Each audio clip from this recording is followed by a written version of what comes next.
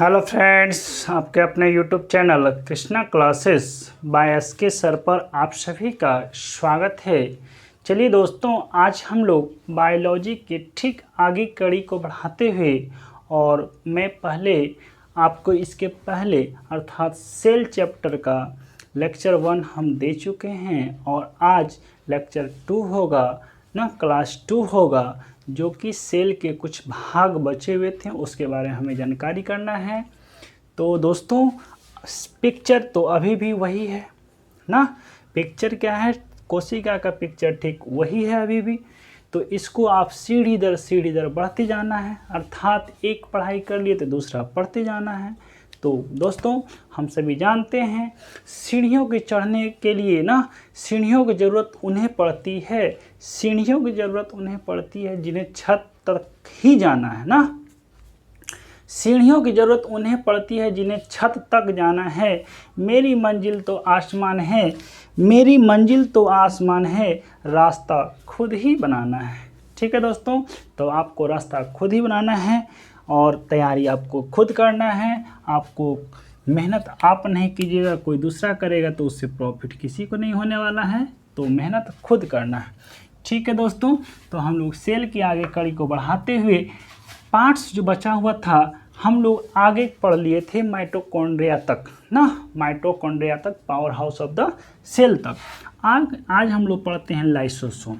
ठीक है दोस्तों, सबसे पहली बात लाइसोसोम में आएगा दोस्तों।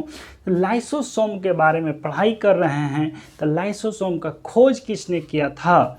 लाइसोसोम का खोज क्रिश्चियन डी दुबे ने किया था ना, क्रिश्चियन डी दुबे ने किया था, क्रिश्चियन डी दुबे ने किया था ना, दुबे ने किया था। यह क्या किया था दोस्तों? खोज किया था। क्रिश्चियन डी दुबे ने क्या किया था? खोज किया था। क्रिश्चियन डी दुबे ने क्या किया? खोज किया। ठीक है दोस्तों, इसके बाद बात आती है दोस्तों कि ये लाइसोसोम जो होते हैं, लाइसोसोम हम जानते हैं दोस्तों, लाइसोसोम एक तरह से क्या होते हैं? हाइड्रोलैक्टिक एंजाइम होते हैं, अर्थात यह क्या होते हैं? हाइड्रोलैक्टिक एंजाइम होते हैं।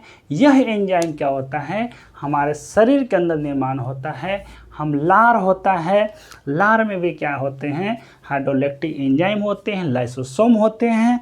आँख में जो होते हैं, आँख से आंसू निकलता है, वहाँ भी क्या है? लाइसोसोम की मात्रा है। अर्थात लाइसोसोम को हम लोग आत्महत्या की थैली कहते हैं। अर्थात ये हाइड्रोलैक्टिक एंजाइम जो होते हैं दोस्तों, आप सभी समझिएगा, ये हाइड्रोलैक्टिक एंजाइम जो होता है हानिकारक बैक्टीरिया को नष्ट करने का काम करता है। ठीक है, तो आगे हम लोग लिखते हैं दोस्तों, लाइसोसोम का खोज क्रिश्चियन डी दुबे ने किया था और यह क्या होते हैं? यह लार में पाया जाता है। ठीक है, यह लार में भी पाया जाता है। लार में लाइसोसोम होते हैं, लार में लाइसोसोम होते हैं, लाइसोसोम होते ना, लाइसोसोम पाए जाते हैं, लाइसोसोम होते हैं। कोई दिक्कत किसी को तो नहीं होनी चाहिए, क्योंकि अभी हम जस्ट बता दिए दोस्तों, लाइसोसोम होते हैं। ठीक है, और तीसरा बात हम लोग लिखेंगे दोस्तों, लाइसोसोम में जो होते हैं हाइड्रोलैक्टिक एंजाइम होते हैं। क्या होते हैं? लार में क्या होते हैं, या लाइसोसोम में लिख लीजिएगा, लाइसोसोम ना, लाइसोसोम में हाइड्रोलैक्टिक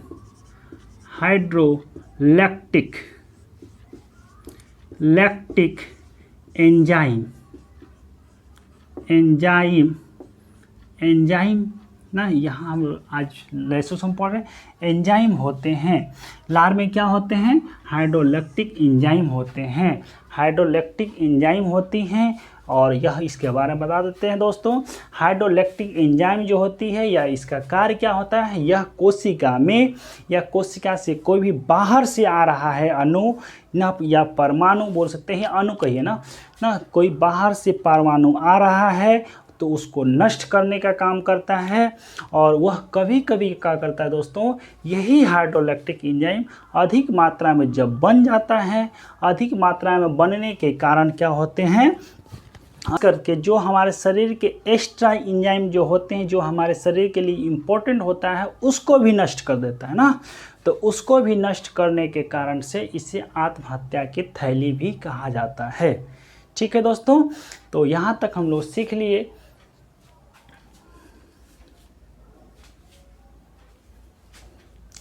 देखिए दोस्तों, हमारे शरीर में जो लाइसोसोम पाए जाते हैं, लाइसोसोम जो होते हैं हम बोलेगा एक तरह से हाइड्रोलैक्टिक एंजाइम होते हैं, और जिसका अधिक निस्राव से, जिसका अधिक बनने के कारण से होते हैं। यह कोशिका से बाहर से आ रही कोई भी अणु होता है तो उसको नष्ट करने का काम करता है, और जब अधिक निकलेगा, अधिक यह हाइड्रोलैक्टिक एंजाइम का निर्माण होगा, तो हमारे शरीर के अंदर के जो एंजाइम होते हैं, जो हमारे शरीर के लिए आवश्यक होते हैं, उनको भी नष्ट कर देता है। यही जब नष्ट करने से कारण से होते हैं, जब नष्ट करने लगता है, तो इसी को हम लोग इसी कारण से या इसीलिए इसे आत्महत्या की थैली भी कहा जाता है। तो लिख सकते हैं दोस्तों, तो लाइसोसोम को आत्महत्या की थैली भी कहा जाता है। लाइसोसोम को आत्महत्या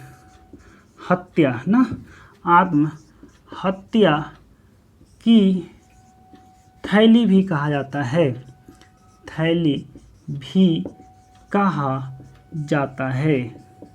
ठीक है दोस्तों, तो यह बातें आप लोगों को समझ में आ गई होगी कि आत्महत्या की थैली क्यों कहा जाता है। ठीक है दोस्तों, और तो और क्या होते हैं, जब ये लाइसोसोम अधिक मात्रा में एंजाइम बना रहा है, तो देखिएगा कोई व्यक्ति जब ब्लड कैंसर से पीड़ित होता है ना, ब्लड कैंसर से पीड़ित होता है, तो उस समय यह लाइसोसोम अधिक सक्रिय हो जाता है, अधिक कार्य करने लगता है, अधिक कार्यरत हो जाता है। ठीक है दोस्तों, तो यह क्या होता है, जब वो ब्लड कैंसर से पीड़ित कोई भी व्यक्ति होते हैं, उस समय लाइसोसोम अधिक कार्यरत हो जाता है। ठीक है दोस्तों, उसके बाद जब आती है तो यह क्या करता है, बैक्टीरिया के या अन्य जीवाणुओं को मारने का भी काम होता है, क्योंकि आत्महत्या की थैली है तो मारने का काम करेगा। तो क्या यह दोस्तों आप सभी को समझ में आया? लाइसोसोम के बारे में इतनी बातें हम बताएं। ठीक है दोस्तों, इसकी आगे हम लोग नेक्स्ट टॉपिक राइबोसोम पे चलते हैं। इसके आगे ठीक हम लोग राइबोसोम के आगे पढ़ते हैं। ठीक है दोस्तों, अगला टॉपिक है राइबोसोम।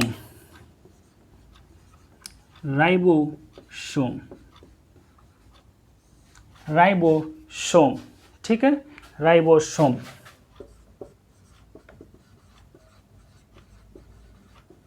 ये इसका क्या काम होता है दोस्तों, इसके बारे में पढ़ते हैं। आप सभी जानते हैं दोस्तों, राइबोसोम जो होता है, इसका खोज पोलैंड के वैज्ञानिक ने किया था, पैलाडे ने किया था। राइबोसोम का खोज किसने किया था? खोज की बात जब आते हैं, इसका खोज किसने किया? पैलाडे ने किया था ना, पैलाडे साहब ने किया था। राइबोसोम का खोज किसने किया था? पैलाडे ने किया था सन 1955 ईस्वी में ना, सन 1955 ईस्वी में। लेकिन इन्होंने जब किया पैलाडे साहब ने राइबोसोम का खोज, लेकिन किस में किया था? जंतु कोशिका में। किस में किया था? जंतु कोशिका में। जंतु कोशिका में किया था, पादप कोशिका में नहीं किया था। ठीक है, जंतु कोशिका में किसने किया खोज? पैलाडे ने किया था। जबकि यह कहा जा सकता है जबकि पादप कोशिका में किसने किया? तो इसका था, क्या कह सकते हैं दोस्तों, रॉबिन्सन का ना,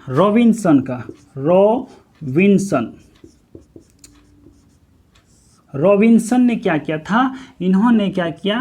पादप कोशिका ना, पादप कोशिका में खोज किया था। जंतु कोशिका में पैलाडे ने किया, रॉबिन्सन ने पादप कोशिका में किया था। रॉबिन्सन ने पादप कोशिका में किया था, और यह जो किया था दोस्तों 1953 ईस्वी में किया था।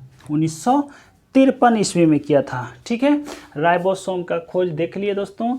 राइबोसोम का खोज पैलाडे ने किया था, लेकिन जंतु कोशिका में और कितने ईस्वी में किया था? सन 1955 में किया। ठीक है, जबकि रॉबिन्सन ने पादप कोशिका में खोज किया, लेकिन सन 1953 ईस्वी में किया था। ठीक है दोस्तों, और हम इसे बोल सकते हैं, यह जो होता है दोस्तों कोशिका का सबसे छोटा भाग होता है। कोशिका का सबसे छोटा भाग होता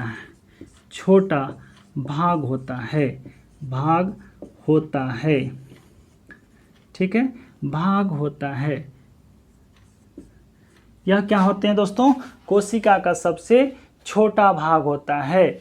और छोटा तो भाग होता है दोस्तों, लेकिन इसके अंदर क्या चीज़ का निर्माण होता है, इसके अंदर प्रोटीन का निर्माण होता है। ठीक है, इसके अंदर क्या होते हैं, प्रोटीन का निर्माण होता है, इसीलिए इसे प्रोटीन का फैक्ट्री भी कहते हैं। तो लिख सकते हैं दोस्तों, राइबोसोम को प्रोटीन की फैक्ट्री कहा जाता है ना। राइबोसोम को प्रोटीन की फैक्ट्री कहा जाता है। प्रोटीन की फैक्ट्री कहा जाता है। तो दोस्तों यह बात आप लोगों को समझ में आई कि राइबोसोम का खोज पैलाडे ने किया था जंतु कोशिका में सन 1955 में, जबकि राइबोसोम का खोज रॉबिन्सन ने किया था पादप कोशिका में 1953 में। ठीक है, और राइबोसोम जो होते हैं कोशिका का सबसे छोटा भाग होता है। राइबोसोम जो होते हैं कोशिका का, लिख देते हैं यहीं पे, राइबोसोम कोशिका का सबसे छोटा भाग होता है, जबकि राइबोसोम जो होते हैं प्रोटीन का निर्माण करते हैं, इसलिए राइबोसोम को प्रोटीन की फैक्ट्री कहा जाता है। प्रोटीन का फैक्ट्री कहा जाता है। ठीक है दोस्तों, तो यह बात आप लोगों को समझ में आ गई होगी। राइबोसोम के बारे में भी हम लोग पढ़ लिए। ठीक है, तो दोस्तों अभी हम लोग पढ़ लिए कि राइबोसोम भी पढ़ लिए, माइटोकॉन्ड्रिया कोशिका भित्ति ना, और केंद्रक पढ़ लिए। ठीक है, लाइसोसोम पढ़ लिए, तो ये सब हम लोग पढ़ लिए दोस्तों। ठीक इसके बाद जो आता है दोस्तों, गोल्जी काय के बारे में पढ़ते हैं ना, गोल्जी बॉडी के बारे में पढ़ते हैं। इसको मिटाते हैं और अलग टॉपिक बनाइएगा आप लोग, गोल्जी बॉडी। ठीक है, अर्थात गोल्जी काय के बारे में, गोल्जी बॉडी ना, गोल्गी बॉडी।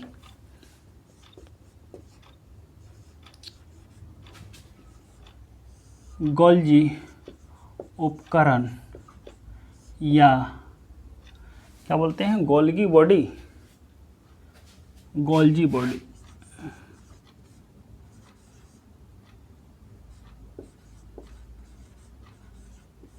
ठीक है दोस्तों, गोल्जी बॉडी। चलिए हम लोग पहला बात सीखते हैं गोल्जी बॉडी के बारे में। इसका खोज किसने किया था, इसका खोज कैमिलो गोल्जी ने किया था। ठीक है, इसका खोज किसने किया दोस्तों, इसका खोज जो किया था कैमिलो गोल्जी, कैमिलो गोल्जी साहब ने किया था, कैमिलो गोल्जी ने किया था। ठीक है, गोल्जी काय का खोज किसने किया, या गोल्जी उपकरण का खोज कैमिलो गोल्जी ने किया था, और ये खोज 1898 ईस्वी में किसने किया, कैमिलो गोल्जी ने किया। ठीक है दोस्तों, इसके आगे जब बात करते हैं तो यह जो होते हैं दोस्तों कैमिलो गोल्जी ने किया था, यह गोल्जी उपकरण जो होते हैं प्लांट सेल और एनिमल सेल दोनों में पाए जाते हैं। यह plant cell and animal cell ना, एनिमल सेल पादप कोशिका एवं जंतु कोशिका दोनों में पाई जाती है, दोनों में पाई जाती है। ठीक है दोस्तों, यह क्या होते हैं, पादप कोशिका और जंतु कोशिका में दोनों में पाई जाती है। और इसका काम होता है दोस्तों प्रोटीन को बांध कर रखना ना, प्रोटीन को बांधने का काम होता है, या बोल सकते हैं यह प्रोटीन को बांधने में सहायक होता है। ठीक है, प्रोटीन को बांधने में सहायक होता है, इसीलिए प्रोटीन को बांधने के कारण से या बांधने वाला भी कहा जाता है, या इसे हम कह सकते हैं कोशिका के परिवहन को नियंत्रित करती है ना, कोशिका के परिवहन को नियंत्रित करता है।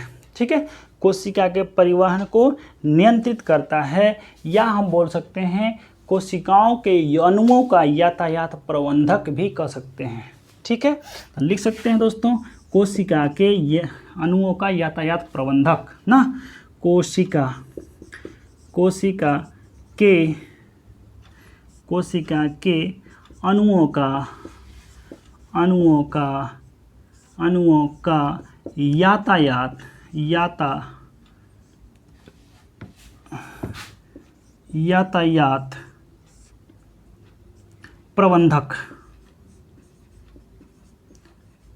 यातायात प्रबंधक। ठीक है दोस्तों, कोशिका के अणुओं का यातायात प्रबंधक भी कहा जाता है,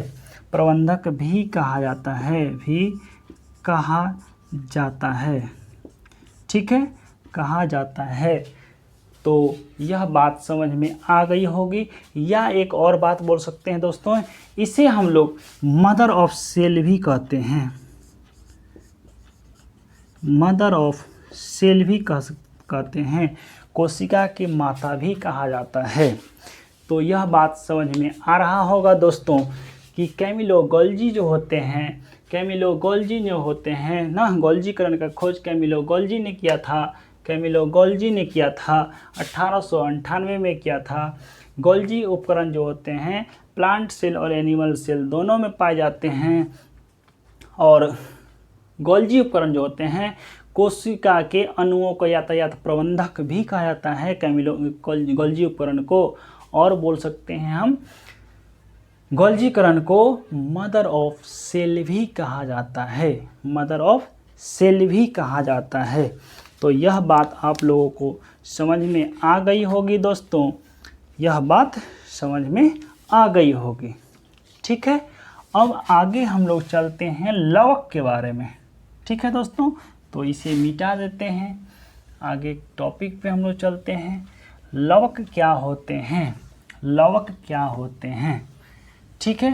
तो टॉपिक बनाइएगा दोस्तों, लवक अर्थात रेपर ना, लवक अर्थात रेपर, ठीक है। अब क्वेश्चन आता है दोस्तों, लवक जो होते हैं हरित लवक का नाम सुने होंगे, श्वेत लवक का नाम सुने होंगे ना। तो ये सब जो होते हैं लवक का खोज किसने किया था, तो सबसे पहली बात आएगी दोस्तों, लवक का खोज हैकल ने किया था ना। लवक का खोज किसने किया, लवक का खोज जो आता है, खोज किसने किया, हैकल ने किया था। लवक का खोज किसने किया दोस्तों, हैकल ने किया था। और लवक जो होते हैं किस में पाया जाता है, प्लांट में होगा कि एनिमल में होगा, तो एनिमल में तो होगा नहीं दोस्तों, क्योंकि एनिमल में तो हरा पीला लाल होता नहीं है। हरा पीला लाल फूल हो गया, पत्ती हो गया, ये सब कहाँ होगा, पादप में। तो हम लोग बोल सकते हैं लवक जो होते हैं पादप कोशिका में होते हैं ना। यह क्या होते हैं दोस्तों, पादप ना, पादप कोशिका में होते हैं, पादप कोशिका में पाया जाता है। लवक कहाँ होता है दोस्तों, तो पादप कोशिका में होते हैं, ठीक है।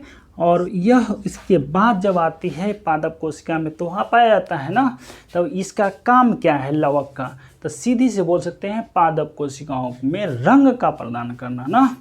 तो लिख सकते हैं दोस्तों पादप कोशिका में ना, पादप कोशिका में रंग प्रदान करना। अब यह समझिएगा दोस्तों, रंग प्रदान करने का बात बोल रहा है, इसका मतलब पेड़ पौधा में हरा रंग पत्ता होता है, फूल हो गया लाल पीला हरा नीला ब्लू जो भी होता है दोस्तों, तो वहाँ रंग देने का काम कौन कर रहा है, लवक कर रहा है, ठीक है। और तो और हम बोल सकते हैं दोस्तों, लवक जो है मुख्यतः 3 प्रकार में बांटा गया है। लवक को 3 भागों में बांटा गया है, वह कौन कौन सा है, तो आप बोल सकते हैं दोस्तों, पहला हरित लवक ना, पहला हरित लवक जिसको हम लोग बोलते हैं क्लोरोप्लास्ट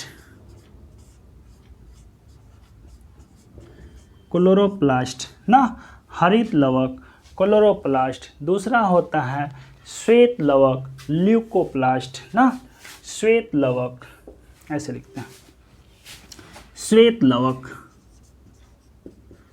श्वेत लवक, ल्यूकोप्लास्ट, श्वेत लवक, ल्यूकोप्लास्ट। और तीसरा होता है पर्णहरित ना, पर्णहरित, पर्णहरित जिसे हम लोग बोलते हैं क्रोमोप्लास्ट, क्रोमोप्लास्ट, क्रोमोप्लास्ट होता है। तो यह बात आप लोग को समझ में आई होगी दोस्तों। तो आगे हम लोग अब टॉपिक बनाएंगे पहला हरित लवक के बारे में। ठीक है दोस्तों, हरित लवक के बारे में। तो हरित लवक क्या होते हैं, हरित लवक का ना क्यों हरा होता है, तो हम लोग टॉपिक बनाएंगे दोस्तों हरित लवक। ठीक है, तो यह बात समझ में आ रहा होगा। तो टॉपिक बनाइएगा हरित लवक।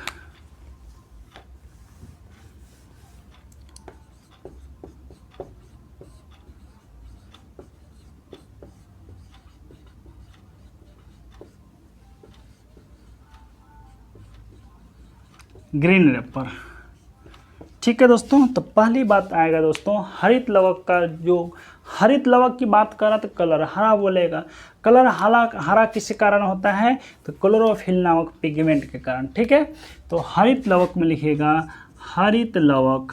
हरित लवक जो होते हैं इसमें क्लोरोफिल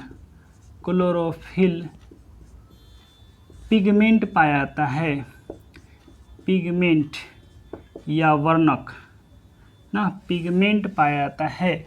तो इसी कारण से हरित लवक का कलर जो होता है, पत्ते का कलर जो होता है हरा होता है। किसके कारण, क्लोरोफिल नामक पिगमेंट के कारण से।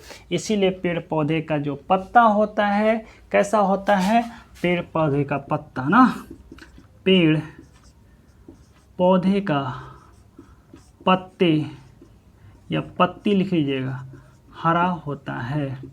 किसके कारण से, तो क्लोरोफिल नामक पिगमेंट के कारण से, क्लोरोफिल नामक वर्णक के कारण से। ठीक है दोस्तों, तो यही क्लोरोफिल में जो होते हैं, एक और बात आएगी, क्लोरोफिल में जो होते हैं Mg पाया जाता है, मैग्नीशियम धातु पाई जाती है। ठीक है, तो इसका क्या काम होता है दोस्तों, क्वेश्चन ये भी पूछता है पेड़ पौधे में वह कौन सी धातु पाई जाती है, तो मैग्नीशियम धातु पाई जाती है। ठीक है, तो दोस्तों ये समझिएगा मैग्नीशियम धातु तो पाई जाती है, इसका कार्य क्या होता है, तो आप सभी जानते हैं दोस्तों क्लोरोफिल नामक पिगमेंट में जब मैग्नीशियम धातु पाई जाती है तो यह पेड़ पौधे के अतिरिक्त ना, यह क्या होते हैं, यह पेड़ पौधे में क्या करता है, ठंडक प्रदान करने का काम करता है ना। पेड़ पौधों में ठंडक देने का काम कौन करता है, मैग्नीशियम धातु करती है। ठीक है, मैग्नीशियम धातु करती है। और जो करते हैं पेड़ पौधे में अतिरिक्त अवशोषण या शोषण की क्रिया होती है या उष्मा की क्रिया होती है,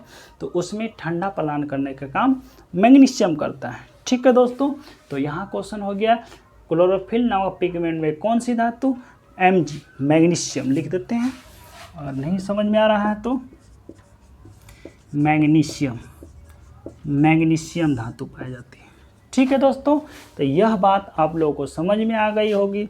तो और बात कुछ बन सकती है, मैग्नीशियम धातु हमारे शरीर में भी पाया जाता है। ठीक है दोस्तों, तो यह क्वेश्चन पूछेगा मैग्नीशियम धातु हमारे शरीर में कहाँ होता है, तो आप सभी जानते हैं दोस्तों मैग्नीशियम धातु जो होते हैं हमारे मांसपेशियों के निर्माण में सहायक होता है। हमारे मांसपेशी जो बनता है तो किसके कारण से बनता है, तो मैग्नीशियम धातु के कारण से बनता है।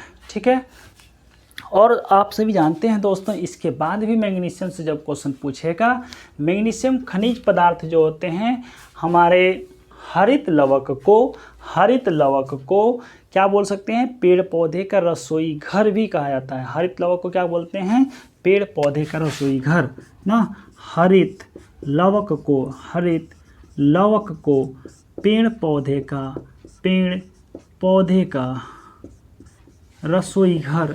रसोई घर कहा जाता है। अब यह समझिएगा दोस्तों कि यह क्यों कहा जाता है, क्योंकि हरित लवक में पेड़ पौधा में सबसे इम्पोर्टेंट बात हो गया पत्ती। अब पत्ती का कलर है हरा, और यह पत्ती क्या करता है, जब सूर्य के प्रकाश के उपस्थिति में प्रकाश संश्लेषण की क्रिया होती है तो वहाँ भोजन बनाने का काम करता है। वह पत्ती क्या करता है, जड़ के माध्यम से जल लेता है, वातावरण से CO2 लेता है, और सूर्य के प्रकाश के उपस्थिति में जाकर के वह अपना भोजन बनाने का काम करता है। जब जो भोजन बनाता है उसी को तो हम लोग कहते हैं किचन हाउस। किचन में क्या बोलते हैं, किचन में काम करने वाला, अर्थात किचन ना, जहाँ का खाना बनता है उसे किचन कहते हैं। तो पेड़ पौधे का खाना कहाँ बनता है, पत्ती में। पत्ती में क्या है, क्लोरोफिल है, अर्थात हरित लवक वहाँ उपस्थित है, तो उसे बोल सकते हैं हरित लवक को पेड़ पौधे का रसोई घर भी कहा जाता है। ठीक है दोस्तों, तो यह टॉपिक भी आप लोग को समझ में अच्छे से आ गया होगा। इसके आगे हम लोग चलते हैं श्वेत लवक ना। श्वेत लवक की बात करते हैं दोस्तों। तो श्वेत लवक जो होते हैं, वाइट रेपर जो होता है, श्वेत लवक अर्थात वाइट ना रेपर,